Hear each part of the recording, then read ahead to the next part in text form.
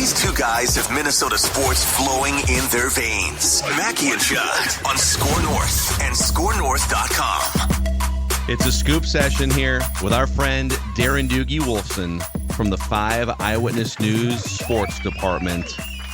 Darren, good morning, sir. Cheers. You guys got hello, your little Phil. Hello, coffee Judd. cups. Hi, Declan. Can you see me okay, Declan? Think so. Good. Yeah, I can see it. Perfect.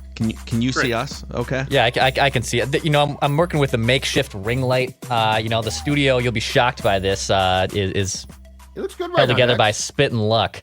And I had to move one ring light to over here. I'd show you it, but if I move this camera, it's just going to go out of focus, and then I'm doing the thing where I'm moving in front of the camera like crazy, which our YouTube audience loves. So I'll give you that picture. That's what I'm working with. It's here. it's like the original Ghostbusters movie from like the mid '80s, where they took an old banged up hearse and turned it into their business vehicle. You know, like that's kind of what Declan's doing with the old AM studio from 30 years ago and using it for YouTube. So nice job there, Dex. Nice work. Thank you. Doogie, let's start with some injury updates, and then we got some other stuff for you, Vikings related. But Josh Oliver went down. How are the Vikings health-wise right now going into this game against the Bears? The Bears. I mean, pretty darn good, Phil, all things considered. Ankle injury for Josh Oliver. I was told, quote, he will be okay. Now, okay may mean, it's still a short-term setback. We'll get more clarity Wednesday into Thursday, maybe more so Thursday. But I was told, like, in terms of him, having some sort of long-term setback or anything like that, no. So he'll be fine. Now, hey, don't get me wrong. Like, Mekhi Blackmon, we haven't even talked about Mekhi Blackmon. Like, Mekhi Blackmon could have helped the team this year, right? Christian Darrisaw, J.J. McCarthy, just, practice reps, whatever, right? But all things considered, Phil, they are pretty darn healthy heading into Sunday in Chicago. Off at that point, too, if Josh is sidelined, Dukes, for a game or so, I think there's an interesting discussion to be had here about, and by the way, just to be clear, I don't think that this is a bad idea, but what's the clear ramp up of TJ Hockenson? Because, he didn't step right back in and just start playing a ton. They have been very, to use a crazy word, intentional about how he's come back. He's been used, he's caught passes, certainly not the bell cow yet, though. So I wonder if this is also going to eventually, as we get into December, get to a point, too, where TJ is seeing more snaps, more passes, because it feels like this has definitely been a process, which is probably coming off what he's coming off of, a wise move. Oh, very wise move. Yeah, we're getting there. Now, hey, think about it. If Josh Oliver were to miss a game, think about all those snaps. I mean, Josh Oliver has been playing more snaps the last couple weeks than he's ever played in his career. Now, do I think TJ Hockenson is ready to play 52 to 57 snaps? Something like that? Not quite there, Judd. He had what on Sunday? 35? Sounds about right. 51 or 52% of the snaps. Did they end up running, 70 or 71 plays? Phil, do you have the exact number of offensive plays they ran? Not in Nashville, front of me. was it like 70-something? Yeah, I don't know for sure. I don't know. Yeah, for sure. somewhere in that ballpark. So TJ Hockenson was on the field for like 50 to 55%. I think it'll be a gradual buildup, Judd, to like 60 to 65 to 70, maybe by like that Packers game, December 29th, like 4 or 5 weeks from now. Maybe it's more like 80 to 90% of the offensive snaps. If Oliver can't do what he can normally do, I imagine Johnny Munt would get more snaps, not necessarily TJ Hockenson. Judd's guy. The other big thing from this game that kind of snuck up right beforehand, Dalton Risner made his first career regular season start at right guard. So the Vikings, after 2 years of speculation among folks like us, finally made the move to bench Ed Ingram. And as far as we have heard, it was for performance reasons. Now, Pro Football Focus didn't love Dalton Risner's game. I think he had like a 50.5 overall grade on a 0 to 100 scale. He only gave up a couple of pressures, but his run blocking grade was not great. And that's PFF's opinion. So, I don't know. I mean, I'm assuming this is permanent unless Risner really struggles, but they have officially, after sticking with Ed Ingram game after game after game for 2.5 years, made the big move, Dukes.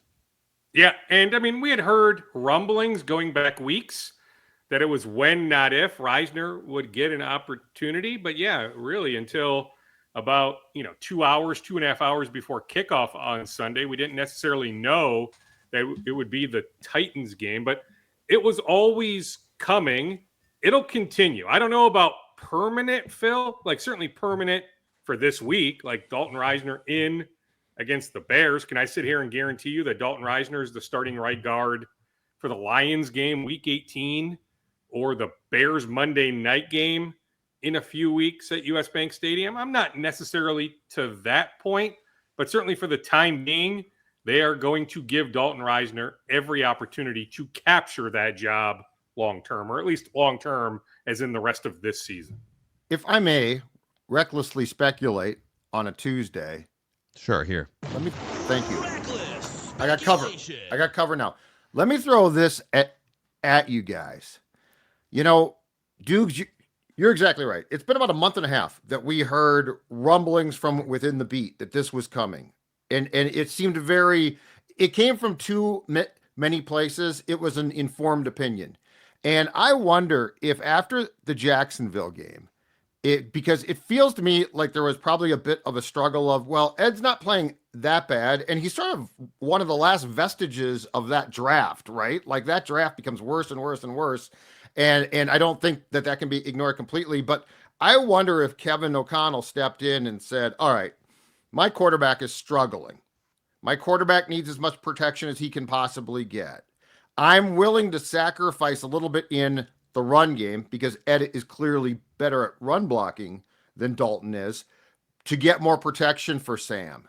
Like that's what it feels like. Because I don't think Ed was coming off this terrible game against the Jaguars where it's like, oh my God, he's awful. And he actually played really well against the Colts. Right. I was told internally they really, really liked his performance against Indianapolis. Mm-hmm. There might be some other things. I think you're onto something there, but we still wonder about the run blocking. Well, right? You're going to sacrifice something, dude. The yards are going down, down, down, so you need to sacrifice. But I do think, Judd, what you're alluding to, there is something to be said about that. I will also add, I think Risner would have gone in earlier. Some stuff was going on behind the scenes. We know how vocal he is. Go back when the practice window opened for Risner. Go back and listen to his media session. Yeah. Read between the lines of some things he said. I'm just telling you, maybe reckless speculation. Okay, let's continue that theme on a Tuesday. But I think some stuff got back to the coaching staff that maybe rubbed some people the wrong way. Like Dalton is great for us. Media, good guy. But did he say too much or not pick his words wisely in that moment that caused a little bit of a backup to him getting on the field? Because I think they would have made this move earlier otherwise. Yeah, I mean, first of all, Ed Ingram has been on the borderline of getting replaced here since halfway through his rookie season. So if this winds up being, you know what, let's see if Risner can give the pass protection and the offensive line a jolt and take it to, and you know what, if it doesn't work after like 3 games, just go back to Ed. I mean, hell, the Colts benched their franchise quarterback for like a month and then said, all right, you know what? I think he's maybe learned a few things, comes back. Anthony Richardson was incredible in that win over the Jets on Sunday. So, Ed Ingram it's not like if you have a franchise left tackle or a franchise quarterback, and you might have to be a little bit careful here. It's year 3. He's a day 2 draft pick who's been bottom third generously among all qualified guards the last few years in terms of pressures allowed and grades and things like that. If it doesn't work with Risner, you go back to Ed Ingram or you try somebody else. By the way, one thing, these are margins we're talking about here. But Ed Ingram, for instance, last season gave up an average of like 2 to 3 more pressures per game than the best guards in the NFL. And that may not seem like a lot over the course of a 3-hour football game, but it could be an extra third down clean pocket. It could be a red zone clean pocket or something. They're looking to improve in those margins.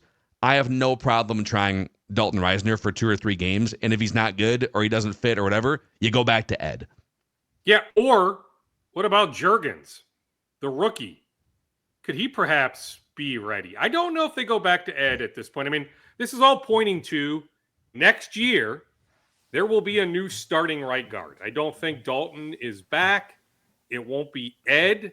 So do they draft a starting right guard? Do they sign one in free agency? But that's the long-term play here, that there will be a new starting right guard next year. I don't know, Phil, if they go back to Ed at this point, if it doesn't work out for Dalton. I think the idea is hopefully this does work out, that he had never played right guard before. So what did you expect that first game? It's been a while since he's had any game action, let alone at a completely new position, that it'll get better over the next few weeks. That I can absolutely see a scenario where it is Dalton Risner's job the rest of the season. I'm just not ready to declare that right this second, that on December 29th, he is the starting right guard against the Packers. Jed, I'm just saying internally, I know they have a healthy opinion of the rookie Michael Juergens. Mm-hmm. Yeah, and I believe that if I want to say for the past month or so, or past 3 games, that Dan Feeney, the veteran with the great mullet, was active up until then, and now he is on the inactive list on game days, and Juergens is active. The other thing, though, is don't sleep on Juergens being the center in 25. But 25, sure. Yeah, but I will say this. So right now, I think they're trying to do the best that they possibly can to piecemeal the pass protection for a quarterback who they're trying to help a lot, okay? But, Dukes, you're exactly right. Long term here, you have to think, and you cannot sacrifice or just willingly say, well, this guy can really pass protect, but he can't run block, but that's okay. So you're right. And I don't know if that's a free agent, a really good player. I don't know if it's a draft pick. They try that again. But, you know, eventually you'd like to get to having a couple guards that can do both jobs pretty well. I'm not saying a Pro Bowl player, but I am saying it can't be, well, we're going to have to pick this one thing because he can't run block, but he can pass protect. You got to find a couple guys that can hold up. Agree. Now, on Bradbury, he's been pretty darn good, all things considered. I don't know, Phil, what his overall PFF grade is. He's a good run blocker. Feels like he's been pretty good. He was good on Sunday. Good run blocker. Yeah, I mean, he's not a good pass protector. I get it. We're not talking top 10 center, but he's adequate. He's good enough. Now, did he sign a 2 or 3 year deal? Is this a contract year for Bradbury? I believe he has 1 more year left on his deal, but he's very cuttable. I'll pull up the details. If the Vikings wanted to move on. Very cuttable. A possibility, I suppose. I mean, they do like Juergens, so sure. Yeah. Could it be Juergens at center next year? I wouldn't necessarily rule that out.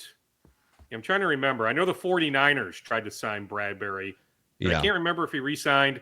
Was it 3 for 15 or 2 for 10? It was a 3-year deal, and he's got 1 year left in 2025. He'll be 30 years old, by the way. And it's no guaranteed money in 2025. So he'll be looking for a new deal anyways. But his cap number would be the highest it's been in his career at $6 million, which is like 2.5% of your overall cap. But here's the key.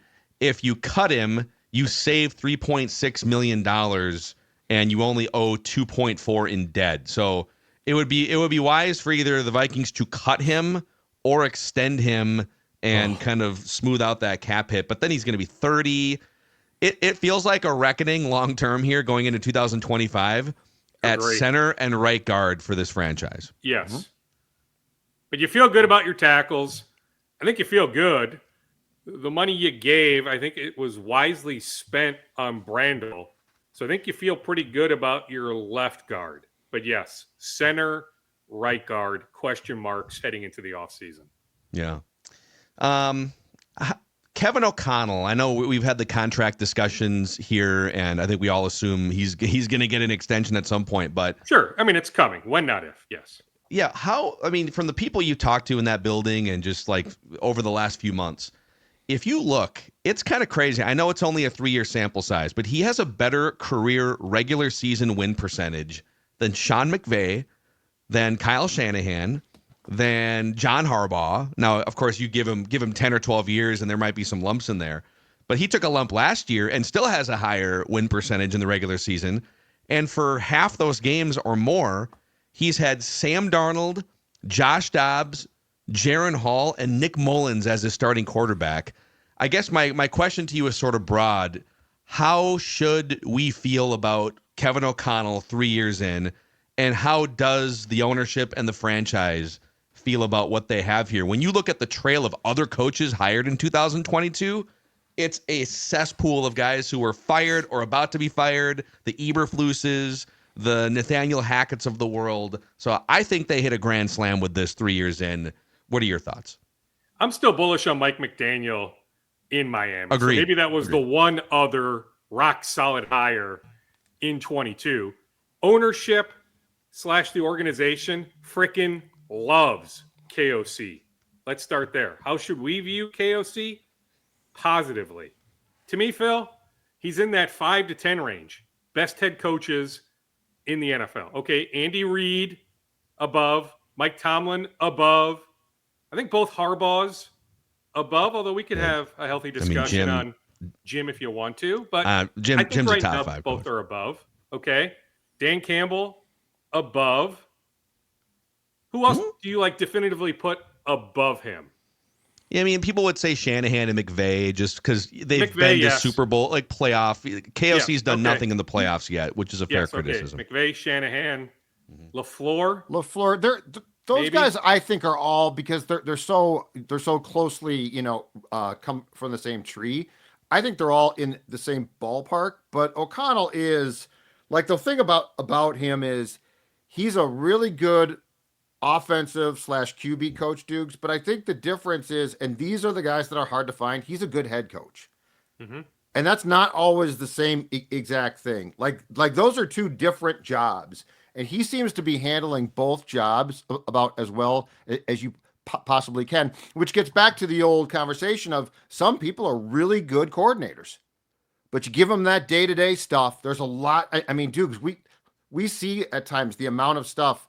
Like Kevin O'Connell has to worry about minutia that no coordinator ever has to think about. And he does a really good job with that. Yes. I mean, he addresses the team in that auditorium how many times per week. Yep. He has to deal with us knuckleheads how many times per week. There's a lot going on when you are the head coach. He has unbelievable command of that locker room to a man. Even a guy like Bobby McCain, who's been doing this a really long time, who's taken a lot of snaps in the NFL, is incredibly grateful to just be on the practice squad here. I'm telling you that. In fact, I think I just stumbled into maybe a story. We're doing a TV pregame show before the Bears game because it's on Channel 5 locally. That might be my story. That just some of these guys on the practice squad freaking love KOC, even though maybe deep down they're like, boy, I should be on that 53 man. I should be playing on Sunday. What the heck is going on? They still love the guy. So yeah, the contract extension, Phil, is coming. Think about, we've touched on this, but think again about that offseason.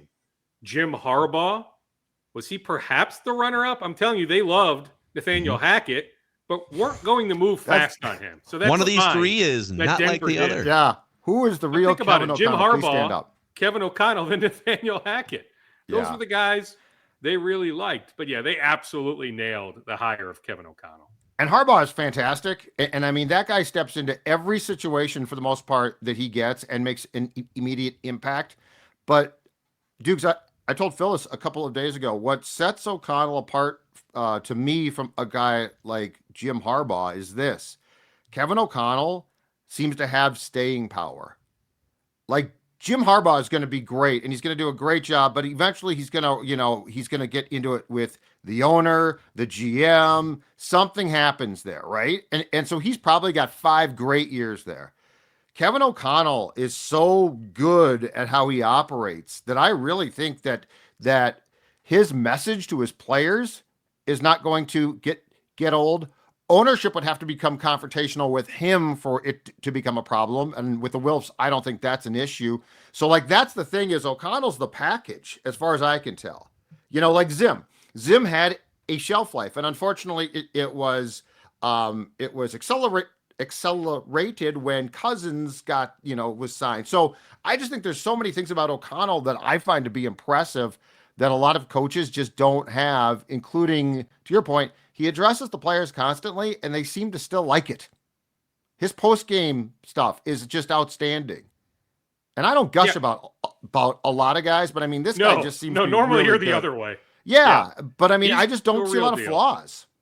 Yeah. I mean, what you're alluding to, Judd, is you can see KOC being here for a really long time, that there isn't a shelf life. I agree on that. As far as I can tell, the family really likes it here. He likes it here. Yes. I mean, like, he's getting the extension, and I get it. It's volatile. It's a roller coaster. What if the team fails miserably next year with unbelievably high expectations? I still don't think he's in danger of losing his job, because they do have that healthy opinion of him that, I think he's going to be here for a really long time. I truly believe that. Some more scoopage coming here. We want to remind you guys that this is Give to the Max week, and we at SKOR North, for I think the third straight year, are supporting what used to be called Secondhand Hounds. It's now The Bond Between, which since 2009 has rescued over 30,000 dogs and cats, thanks largely to the support of your donations. All four of us are dog lovers here on the show. And so, by the way, thanks to our friends at Nutrisource, too, for kicking us off with a $2,000 match. But we're just asking, if you've got $5 or $50 or something more, scorenorth.com/donate. Let's rescue some dogs. scorenorth.com/donate this week for Give to the Max week. Declan's been giving to the max on Underdog and even receiving a little bit too. Huh? I have been giving to the max, and no one loves kicking field goals more than Mike McCarthy. And unfortunately, when the kicker actually dings one off the upright, when you need 1.5 field goals, and then when you make a 64-yarder, but you don't take the points, and you go down the field, and you get down to 4th down, and then you don't kick again, old Dex Tweets and AJ Fredrickson are looking at Mike McCarthy like, what the hell, man? This was set up so easily. First ever miss inside that stadium, by the way. Aubrey. Yes. He's never missed inside that stadium. Yes. Underdog knows. Everyone knows. Mike McCarthy knows. But also promo code SKOR to get in on these sweats, on these frustrations, and on these wins. Underdog, promo code SKOR for a 50% deposit match. Dukes, we can go any number of directions here. If you have any other Viking stuff to clean up, fire away. Otherwise, I just want to tell everyone who was freaking out about the Timberwolves last week, okay, it's not going to be pretty yet. We'll see. But they bounced back with 2 wins. I know they blew an 18-point lead and then had to make up for it in Sacramento. But, okay, the Wolves, they weren't going to lose every game on their schedule. They bounced back with a couple decent wins. So I would love to talk Wolves here unless you got more Viking stuff. Yeah, we can talk Wolves. 11th best net rating. To me, that suggests they will be okay. Yeah. The separation between seeds 2 and 11 right now in the Western Conference is less than 4 games. So all these teams are just bunched up. Let's give it a little bit of time. Let's give it 25-ish games. Let's give it through the Christmas Day game against the Mavs before we formulate any super strong opinions. I get it. I have concerns about the defense when Julius Randle is on the floor. The numbers suggest that. I have questions about Rudy Gobert. Like a game against Portland last week, 0 blocks. His block rate is down pretty significantly. But I'd like to think that will improve. Like, I don't have a ton of Rudy Gobert defensive questions. The stats just aren't great right now, but I think they'll be okay defending in the paint. Yeah, okay, I wonder about the defense on the perimeter, but I still think they will be fine. And most importantly, they, knock on whatever, remain healthy. Look at the Phoenix Suns. Yeah. 1-5. They are in free fall since Kevin Durant went down. Heck, imagine if Durant and Bradley Beal were healthy on Sunday. Do the Wolves win that game? Heck, if DeMar DeRozan and Wolves killer Malik Monk were healthy on Friday, do the Wolves win that game in Sacramento? So, hey, you don't have to apologize, but credit to the Wolves for maintaining their health, their durability. Durability matters. Dukes, I saw your tweet off of the NBA's last 2-minute fourth quarter report from the Suns game. So we came out and said that Julius Randle on that play did not foul Okogie, but it shouldn't have been a basket because he traveled. Here's my question. Like, I like the transparency on the surface, but does this do a lot of good? Like, I just find it funny that we found this. Like, I never even thought after I saw that play of a travel, right? Does it do a lot of good to have the transparency of, well, we didn't miss what you think we missed, but let me tell you what we did miss. We missed the travel. I don't know. It just seems a little bit, it seems odd that they come out and like reveal that when I don't know that a lot of fans ever thought, oh my God, that's a travel. That shouldn't have counted by Julius Randle. Judd, I don't know anybody who in the moment, live time, thought, oh, look, he picked up his right foot. That's what I'm saying. After he caught the inbounds pass. Like, nobody in the moment That's what I'm saying. thought The Suns travel. didn't even think that. Right. No, absolutely not. Not one person from the Suns bench was calling for a travel. But yes, Zapruder film, like, you go frame by frame, by the letter of the law, he traveled. But what about the Yusuf Nurkic offensive foul 20 seconds prior that they missed? And my biggest issue with the final 2-minute report, Judd, is what the heck about the first 46 minutes? Yeah, How many issues the first 46 minutes that impact a game? But sure, because that final play was the main talker, and a lot of us thought, ooh, it looked like he pushed off Josh Okogie. That's what we were curious about, most curious about. Well, the NBA said no, he didn't push off Josh Okogie, but he should have never gotten the shot off because he did travel. Yeah. But hey, to me, it evens out over the course of 82 games. It typically evens out. Quick ownership question. So just to clarify, they're done with these. Yeah, they're done with the suits and ties and boardrooms, and we're just waiting on the 3 arbitration judges to come up with a ruling at this point. That's it. Yes, we're done at the Frederickson law offices in downtown Minneapolis. Mark Lurie, Alex Rodriguez, Glenn Taylor, their parts are done. It is now in the hands of the 3 arbitrators. All eyes on the neutral, the independent arbitrator, Thomas Fraser. That it likely will be a 2-1 decision. So what does he decide? It could still take many, many weeks. Now, I'll refer back to my conversation with arbitration expert Joseph Daly from William Mitchell College of Law. Plus, heck, when I went to his house a couple weeks ago, he took a break from writing an arbitration decision. So more generally speaking, but he said, hey, when there's this much money at stake, when there's this much community interest at stake, he doesn't think the 3 arbitrators will take many, many weeks, up to, in his words, 60 days. But it is possible. So very much in wait mode. I have not checked. It's not like I'm checking every day. I think somebody would text me when they hear of a decision. So it's not like I'm blowing up people's phones on a daily basis, because I figured it would still take some time. Now, I'll probably check at some point before Thanksgiving, just thinking we have the long holiday weekend next week. And so is it possible we have a decision before Thanksgiving? I'll be curious to check on that. But yes, Phil, very much just in wait mode at this point. Dumb question, Doogie. So now that this is done, does the 3-person panel, do they separate and go write their own decisions?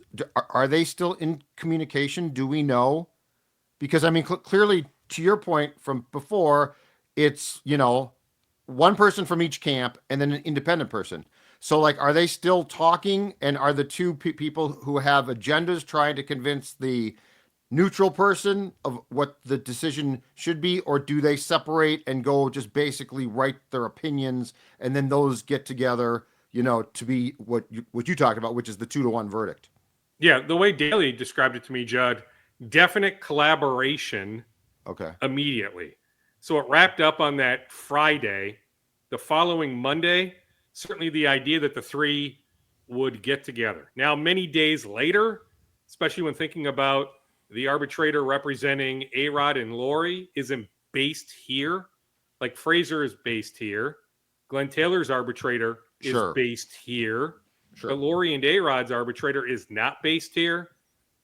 This is more me opining, but I don't see why many, many, many days later he would still need to be here. They can do video conferencing. That's what I was saying, right? You can do things like that where he could go back home to his home on the East Coast, that he doesn't need to be here physically in person in the Twin Cities. Yeah. Let's go rapid fire here. Last minute or two, Dukes. What else do you have in your scoop bag?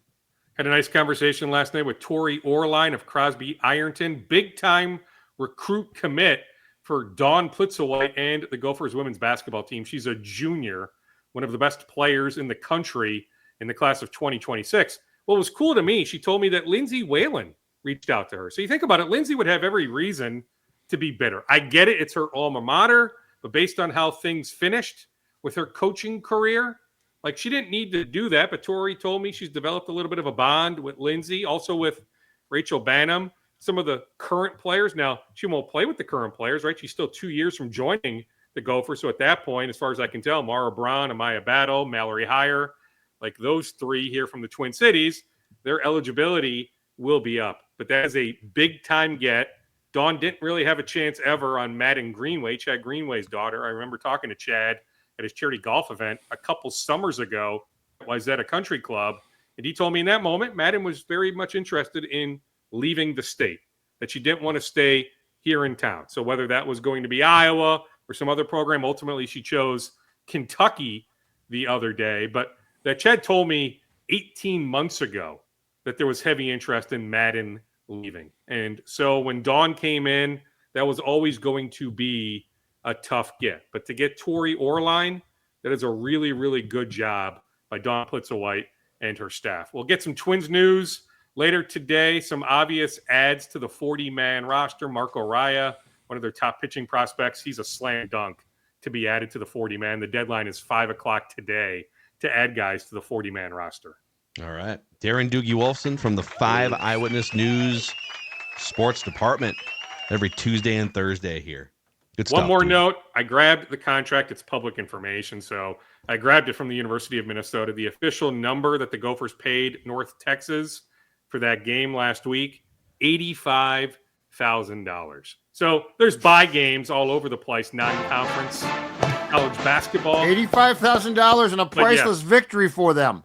It stinks to lose a buy game. But yeah, North Texas was guaranteed $85,000 for that game. Amazing. It ripped us off. All right, dudes. Yeah. What a shame. 14 points in the first half, man. Hey, All only right, 19 on Saturday against Yale, but at least they showed a pulse in the second half. Hey, they're missing 3 guys. Like, I do feel for Ben. Like, it would be nice if he had a healthy roster. Mike Mitchell Jr., Tyler Cochran, even Caleb Williams. You know, some instant offense off the bench is like an 8th, 9th man. He could have helped at some point with this atrocious offense we've seen the last 2 games. Now, it does get easier tonight. Cleveland State, the Gophers are a heavy favorite tonight. Sure about that? So they should handle business very easily tonight. But you think about, like, we're, 8-9 days away from playing Wichita State, then either Florida or Wake Forest down in Orlando. It sure would be nice to get back at least one of those guys. Of the 3, Caleb Williams, mono. Like, you'd like to think that maybe he could be back in the next week or 2, but hey, mono can really kick your ass too. But that Mitchell ankle injury, that was always going to be multi-week. That Cochran shoulder issue, I believe it's shoulder. God, I got to double check that. But whatever it was, we were always told like early to mid-December for Cochran. So unless he's on a fast timetable, which I can check on heading into our conversation on Thursday, he's probably unlikely for next week. Yeah. All right, Dukes. We'll do it again Thursday. Okay. Sounds See you, good, buddy. boys. Hey, do I need to listen to the Royce Tim Brewster rant? How epic was it? It was not at all epic, but there's really other epic things on Royce Unchained that are definitely worth. Us right, explaining who Jake Paul was for 15 minutes was probably the best part. Those guys explained it. I'm a big Prime fan. I'll tell you that much. Oh man, that's good. All right, That's boys. nice. The energy drink. See ya. All right, see Yeah. you, Thanks, Dukes. Dukes. Good. See you, boys. Judd, did you just admit that you didn't know who Jake Paul was? Oh, I did, but I don't know nearly as much as both of you guys. I was in no position to try to take control of that at all. We should should have done that. I did not know though until I went on Friday and Wikipedia'd him that he had been in a Disney kids show and was actually fired from said show. Yeah. I didn't know quite that. the background. Yep. I didn't know that. The more you, Paul you brothers, know. great guys. Great guys. Couple of great guys. You there. know All what? right. It's Disney. I got no problem with that. Bad guys on both sides. Minnesota Sports with Mackey and Judd. See you guys.